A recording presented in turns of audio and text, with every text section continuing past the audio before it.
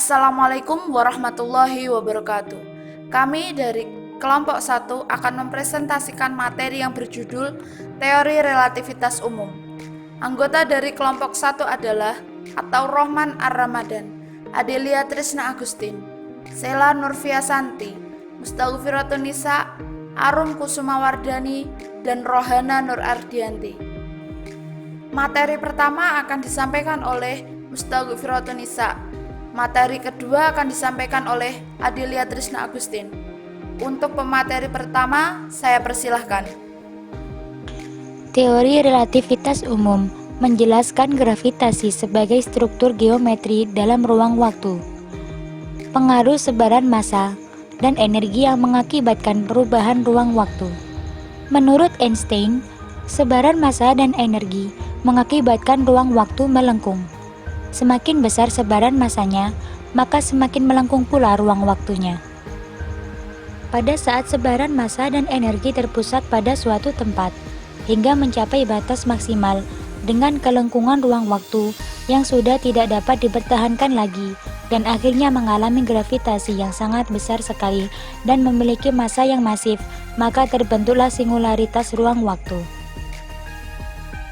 Teori relativitas umum menyatakan bahwa yang pertama, tidak ada gerakan absolut, yang ada hanya gerakan relatif. Yang kedua, kecepatan cahaya tetap dan tidak tergantung pada gerakan sumbernya. Yang ketiga, tidak ada energi yang bisa dihantarkan lebih cepat daripada kecepatan cahaya. Yang keempat, massa benda yang sedang bergerak adalah fungsi dari kandungan energi yang berbeda-beda dengan kecepatannya. Yang kelima, materi setara dengan energi. Yang keenam, waktu bersifat relatif. Yang ketujuh, ruang dan waktu bersifat saling bergantung dan membentuk suatu kesatuan 4 dimensi. Yang kedelapan, hadirnya materi menyebabkan kelengkungan ruang waktu, sehingga benda yang sedang melintas di dekat materi itu akan membentuk lintasan lengkung. Inilah yang disebut efek gravitasi, sebagaimana dibuktikan oleh kelengkungan cahaya yang melintasi medan gravitasi. Teori relativitas umum menjelaskan gravitasi sebagai struktur geometri dalam ruang waktu. Pengaruh sebaran massa dan energi yang mengakibatkan perubahan ruang waktu. Menurut Einstein, sebaran massa dan energi mengakibatkan ruang waktu melengkung. Semakin besar sebaran massanya, maka semakin melengkung pula ruang waktunya. Pada saat sebaran massa dan energi terpusat pada suatu tempat, hingga mencapai batas maksimal dengan kelengkungan ruang waktu yang sudah tidak dapat dipertahankan lagi, dan akhirnya mengalami gravitasi yang sangat besar sekali dan memiliki massa yang masif, maka terbentuklah singularitas ruang waktu. Peristiwa yang terjadi pada singularitas ruang waktu itu akan sangat aneh jika dibandingkan dengan ruang waktu normal. Hal ini berdampak munculnya gagasan mengenai lubang hitam disebabkan oleh ruang waktu melengkung dan terbentuknya singularitas ruang waktu.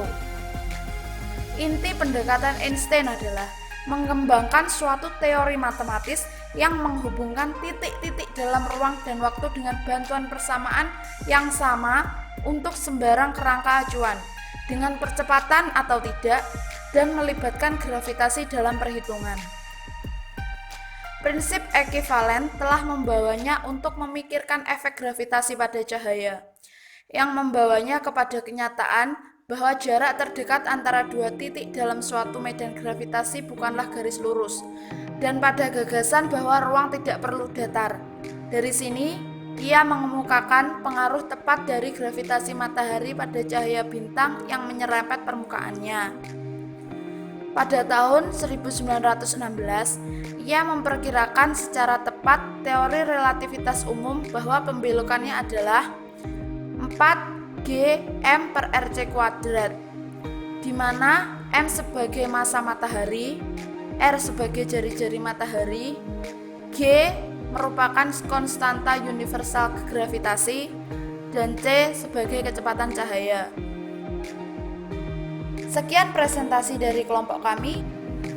Terima kasih. Assalamualaikum warahmatullahi wabarakatuh.